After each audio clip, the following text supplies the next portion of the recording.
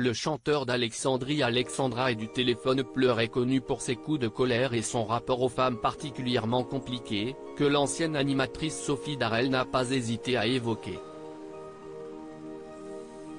Présentatrice culte des années 70 et 80, Sophie Darel pourrait passer des jours entiers à raconter la télévision d'autrefois. L'ancienne animatrice a fait la rencontre de Guy Lux en 1971 avant de devenir son binôme quelques mois plus tard.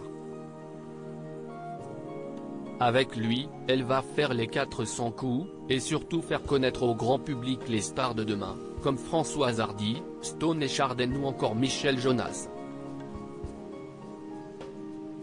Une amitié franche qui va aussi lui permettre de côtoyer l'un des plus grands artistes de cette génération, Claude François.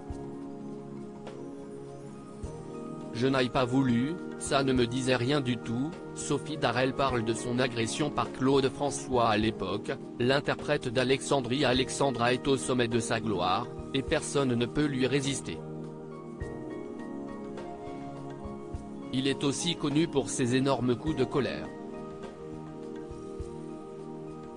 Alors qu'on vient de tristement fêter les 45 ans de sa disparition, Claude François est décédé accidentellement après une électrocution lui causant un œdème pulmonaire. Sophie Darel a profité de son passage dans TPMP People, l'émission hebdomadaire présentée par Mathieu Delormeau, pour venir sur un épisode glaçant concernant le chanteur. Elle raconte ainsi comment, lors de ce qui devait être un rendez-vous de travail, Claude François l'a agressé dans sa chambre d'hôtel. Je suis allé visiter sa chambre avec son secrétaire.